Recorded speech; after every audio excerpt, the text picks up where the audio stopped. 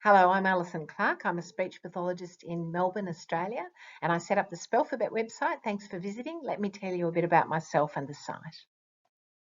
I grew up in Victoria's Western District, finished my speech pathology degree in 1988, long time ago. As an undergraduate, I volunteered with an adult literacy program in this building in Carlton, and my student made very little progress, and I thought I was terrible at it, but now I realise we were using a whole language program, and that was the problem. He couldn't decode. When I graduated, I got a job at the Footscray School Support Centre, working with students with disabilities across the western suburbs of Melbourne. The speech pathology team was based in a beige portable like this one. We were down one end and the special ed teachers, a great bunch of people, were up the other end. We were the oral language experts and we weren't experts in literacy, but the experts in literacy in our centre were right into whole language and whole word strategies. So language immersion was very popular.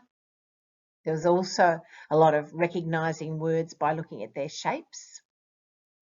We drank the whole language Kool-Aid everybody else was drinking, and so we would encourage parents to teach children to read words by pairing words with pictures and then fading the picture out and just leaving the word.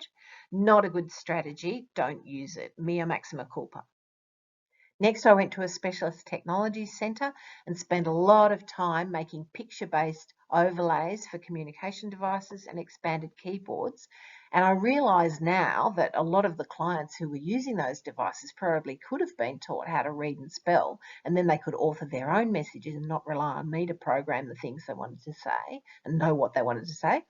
But, we didn't get into the whole issue of how they were being taught to read and spell. We didn't inform ourselves. Again, mea maxima culpa.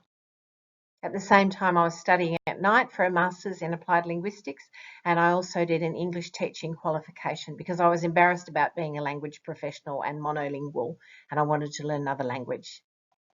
I went off to teach English and learn Spanish in Mexico. We were teaching a textbook called American English, which I don't speak. And most of my colleagues were locals, so English was their second language. So I quickly became the person who taught academic English and business English and became the kind of language nerd of the campus who had to answer all the sticky questions about English, which is a really great way to learn about it. Then I went off to London and worked based in a hospital visiting local schools as an autism and disability expert. Back in Melbourne, I set up a private practice in a colleague's spare room in Footscray in 2000.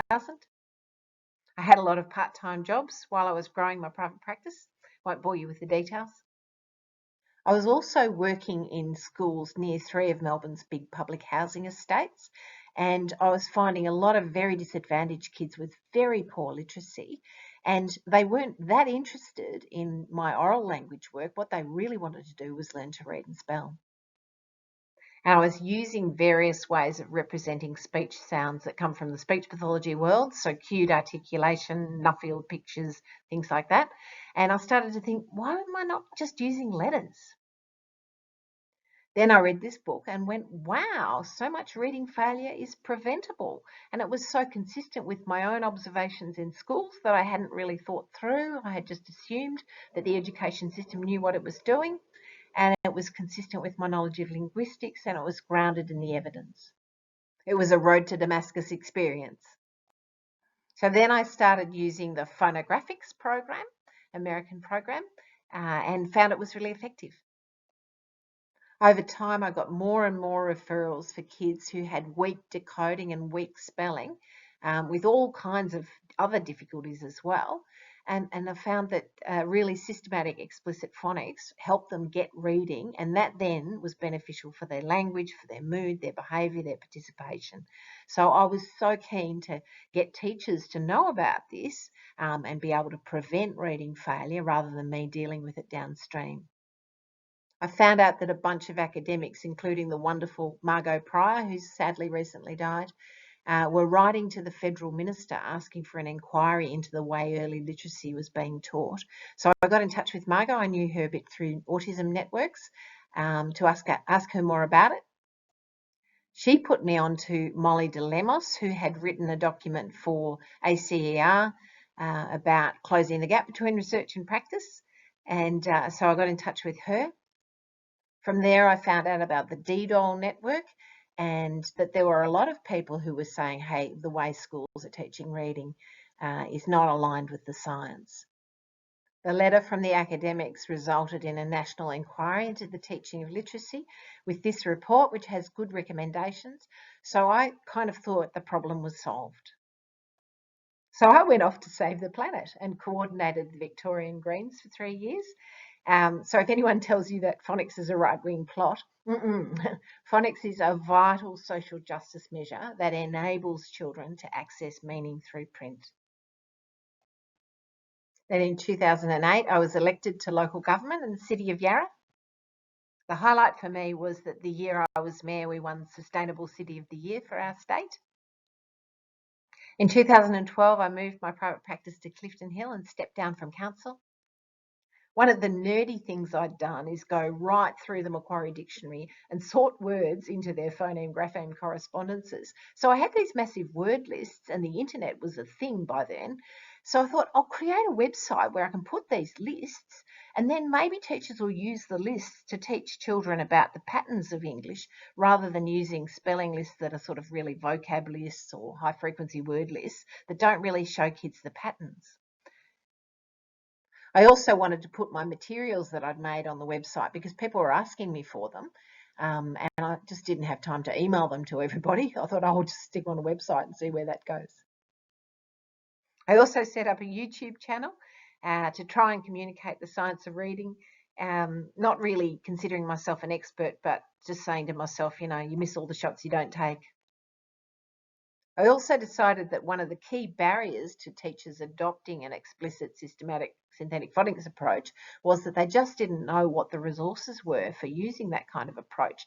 And so I did a lot of research about what resources were out there and found there were just thousands of things, really good things, but the problem was people didn't know about them. So I put information about that on my website.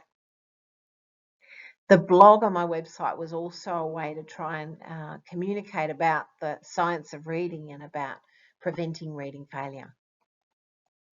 I also got quite involved in Learning Difficulties Australia, and I'm back on their National Council now. I was one of the key organisers of the Melbourne leg of Mary Ann Wolf's national tour for LDA in 2016, and also David Kilpatrick's tour last year. By 2018, my caseload was out of control, huge, and I needed to hire people, so I moved to a new office in North Fitzroy. My website has now, to my amazement, had more than 8 million hits.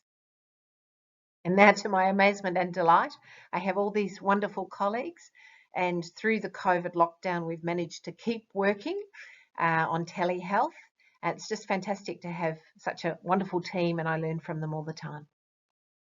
And the other really exciting thing is that now there are so many people who are really onto the science of reading, and especially so many teachers who are changing their practice, getting better results, and encouraging others to do the same thing and networking together.